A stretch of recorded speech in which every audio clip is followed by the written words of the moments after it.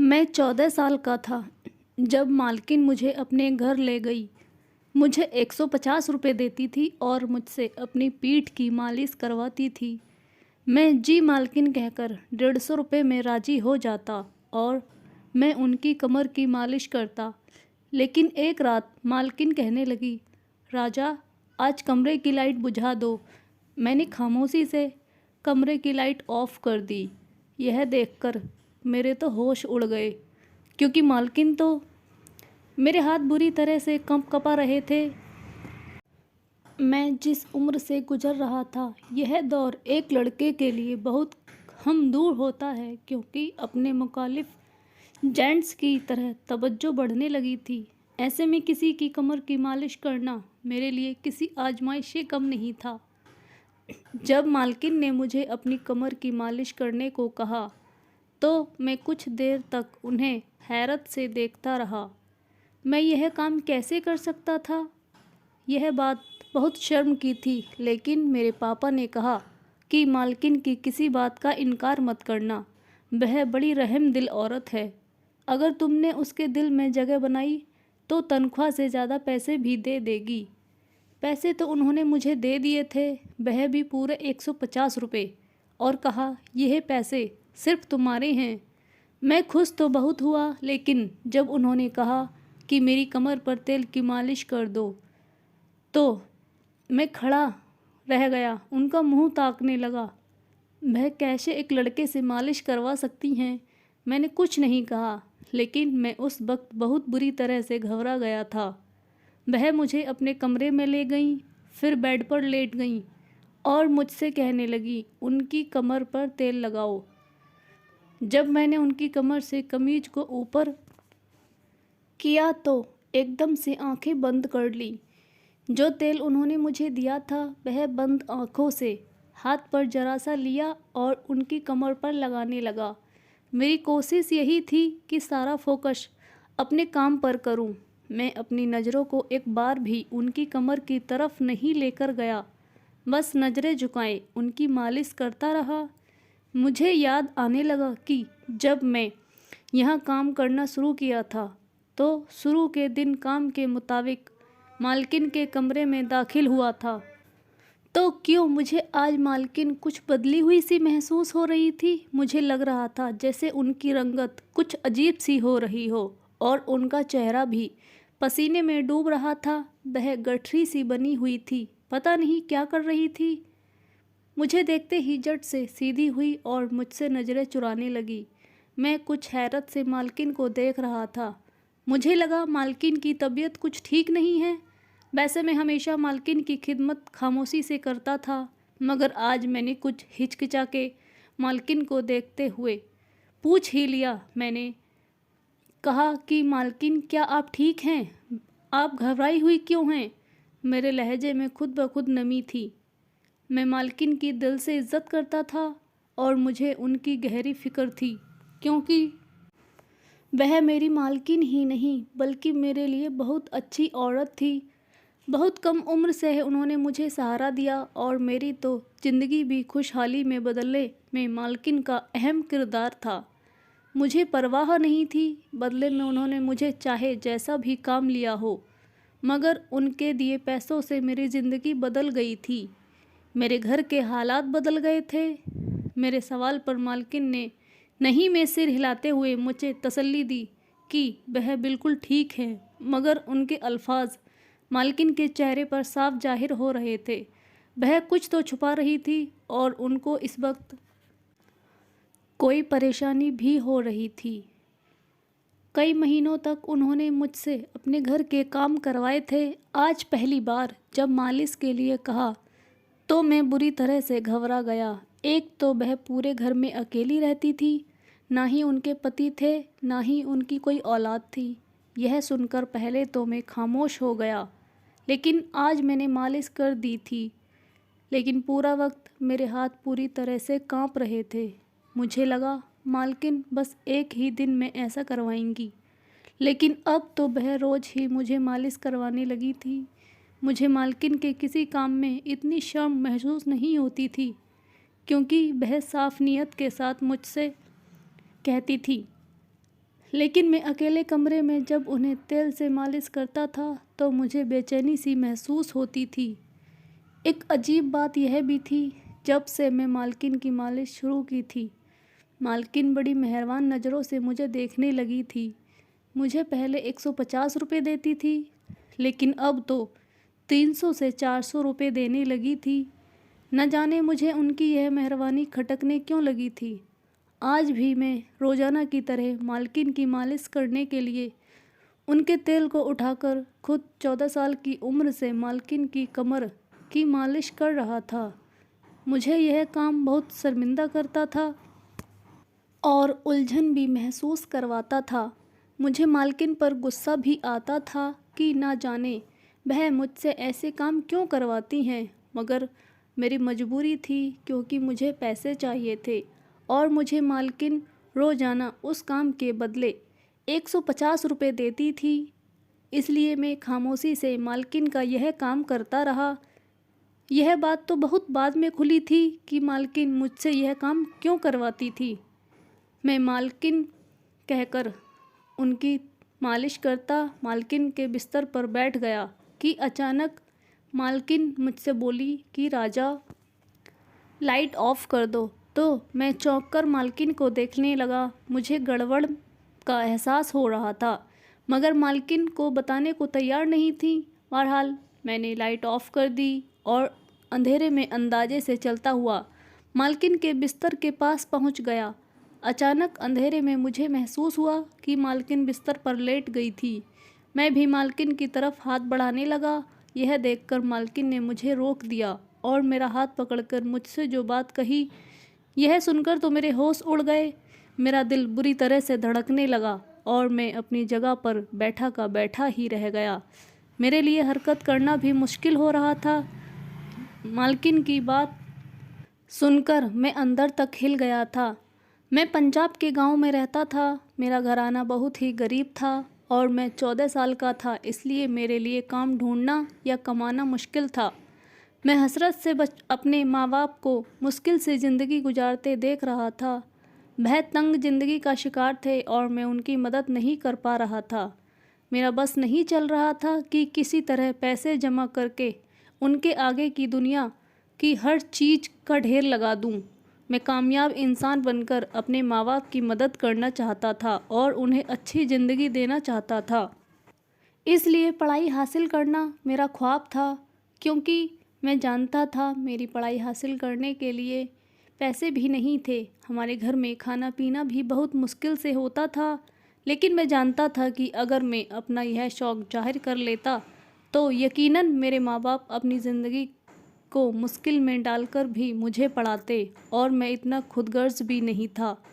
मैंने अपने शौक़ अपने अंदर ही दबा लिए। यह बात मुझे और भी ज़्यादा उदास करती थी। यह उन्हीं दिनों की बात थी जब मेरी ज़िंदगी में मालकिन आई। मालकिन बड़ी उम्र की औरत थी और अकेली रहती थी। उनके पति ने उनको तलाक दे दिया था और उनकी कोई औलाद भी नहीं थी। मालकिन के पास बहुत पैसे थे, मगर वह तनहा थी। उनकी बहुत ज़मीन थी, हमारे गांव में भी थी। मालकिन का अपनी ज़मीनों पर कोई ज़रूरी काम पड़ गया था। उनका हमारे गांव में आना हुआ तो उन्होंने मुझे घूरते हुए देखा और पूछा कि मैं स्कूल क्यों नहीं गया और पढ़ा क्यों नहीं। मैंने उदासी से उन्हें अपनी हालत बताई और कहा, मैं अपने हालात की वजह से नहीं पढ़ सकता। अगर मैं तालीम हासिल कर लूँगा तो घर में खाना पीना ख़त्म हो जाएगा। मेरी बात पर मालकिन किसी सोच में डूब गई। फिर मेरे घर आकर मेरे माँ बाप से बात की और कहा कि उन्हें घर के छोटे मोटे कामों के लिए मेरी उम्र के लड़के की ही ज़रूरत है। मेरे माँ बाप अभी सोच ही रहे थे कि अपने कम उम्र के बेटे को कैसे इतनी सी उम्र में काम पर लगा दे, और शायद वह लोग मेरे लिए ही सोच रहे थे कि कहीं मैं उन्हें गलत ना समझ बैठूं। मैंने आगे बढ़कर उस काम के लिए हामी भर ली और मालकिन से कहा, मैं उनका हर काम करने के लिए तैयार हूँ। मालकिन मेरी बात से खुश हो गई। मुझे तब बिल्कुल अंदाज़ा नहीं था। मुझे यही लगा था कि मालकिन अपने कहने के मुताबिक छोटे मोटे घर के काम करवा लिया करेंगी और मैं तो हर किस्म का काम करने को तैयार था। मैं खुशी खुशी राजी हो गया। इस पर मेरे माँ बाप भी खामोश हो गए। मैं मालकिन ने मेरे माँ बाप को अच्छी खासी रकम दी थी और वह यकीन भी दिलाया था कि हर महीने वक्त पर पैसे भेज दिया करेंगी ताकि हमारे घर के हालात भी बेहतर हो जाएं। और मेरे माँ बाप भी खुश हो गए थे। मेरा ख्वाब पूरा हो रहा था क्योंकि मैं हमेशा से ही अपने माँ बाप के हालात बदलने की वजह बना था। मैंने अपना थोड़ा बहुत सामान बांध लिया और मालकिन मुझे लेकर शहर की तरफ रवाना हो गई। मालकिन का शहर में एक आलीशान घर था। मैंने अपनी ज़िंदगी में पहली बार इतना खूबसूरत घर देखा था। मालकिन ने मुझे एक अलग कमरा रहने के लिए दिया। वह कमरा बहुत छोटा था मगर बहुत अच्छे से सेट किया हुआ था। उस कमरे में महंगा फर्नीचर रखा हुआ था और ऐसा लग रहा था जैसे वह कमरा मेरे हिसाब से ही तैयार किया गया हो। मालकिन ने मुझे छोटे छोटे काम समझाए जिनमें उनकी गाड़ी पर रोज़ाना कपड़ा मारना, रात के वक्त उन्हें दूध के साथ पानी देना और 3 वक्त खाने के बर्तन धोना वगैरह वगैरह। मुझ जैसे हालात के सताए हुए लड़के के लिए यह काम बहुत आसान थे। मालकिन के घर खाना बाहर से बना बनाया आता था और मालकिन मुझे भी अपने साथ खाना खिलाती थी और पहले ही दिन मुझे अच्छे अच्छे कपड़े और जूते भी खरीद कर दिए थे। मालकिन की मेहरबानी यहीं पर ख़त्म नहीं हुई थी, बल्कि उन्होंने मुझे बताया था कि वह जल्दी ही मेरा किसी अच्छे स्कूल में एडमिशन भी करवा देंगी ताकि मैं अपनी पढ़ाई हासिल कर सकूं। मैं बहुत खुश हो रहा था। मुझे लग रहा था जैसे मैं यहाँ काम करने के लिए नहीं आया बल्कि मुझे मालकिन ने गोद ले लिया है। लेकिन जैसे ही रात हुई मालकिन ने मुझे अपने कमरे में बुलाया और मुझे एक खुशबू वाली शीशी पकड़ाकर कहा कि मेरी मालिश कर दो। मैंने हाँ में सर हिला दिया और जल्दी से तेल की शीशी ले ली। मालकिन के पैरों के पास बैठ गया। मुझे लगा कि मालकिन मुझसे पैरों की मालिश करवाएंगी और मैं यह खुशी से करने को तैयार था, मगर मालकिन ने रोककर मुझे अपनी कमर की मालिश करने को कहा। यह सुनकर तो मैं चौंक गया।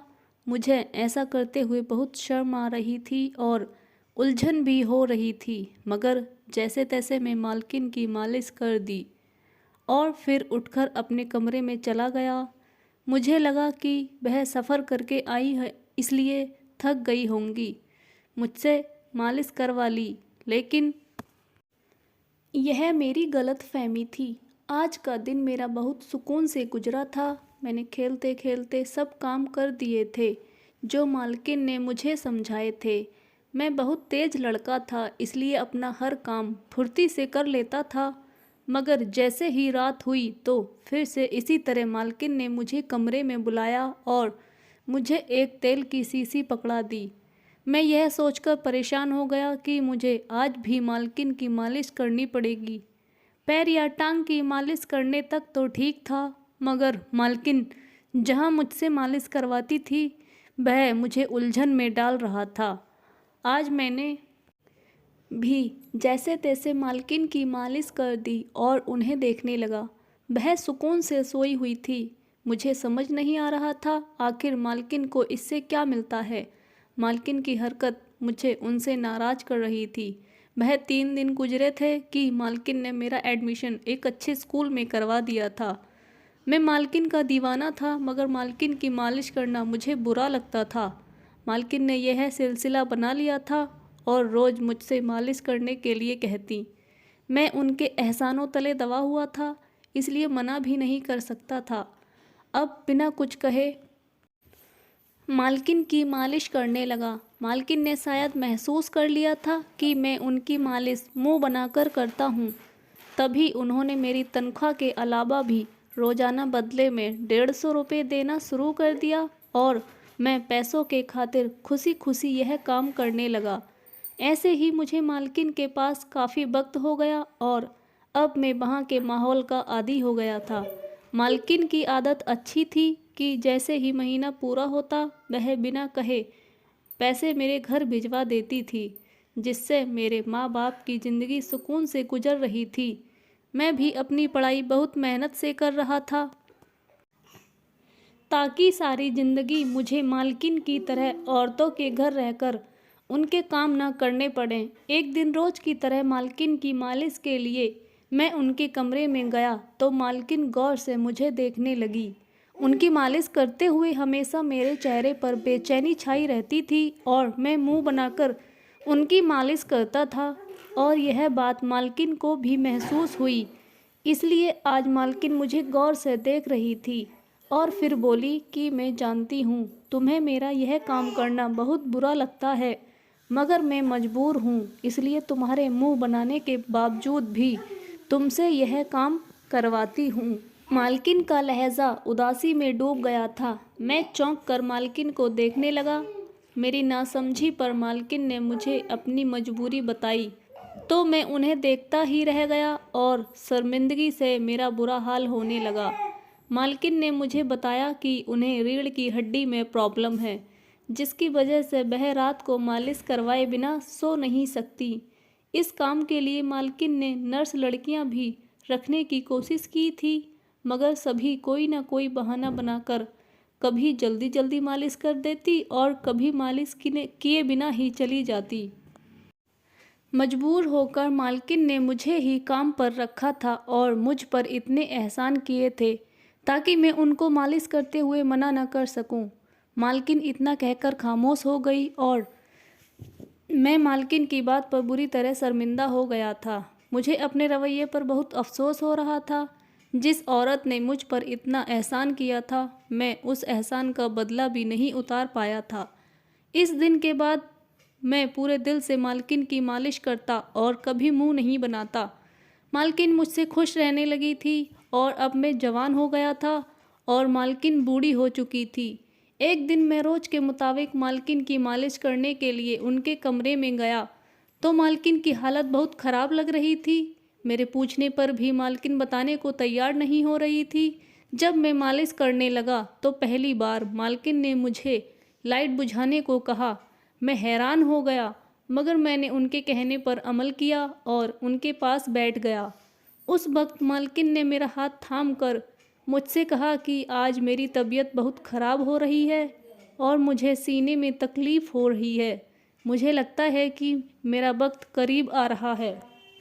मालकिन की बात सुनकर मुझे खुद ठंडा पसीना आने लगा था। मैं चुप बैठा था। मालकिन बोली कि तुम्हारी किस्मत ने मेरा दिल जीत लिया है। अगर मेरा कोई बेटा होता तो तुम ही होते। मैं अभी तुम्हें अपना बेटा समझती हूँ।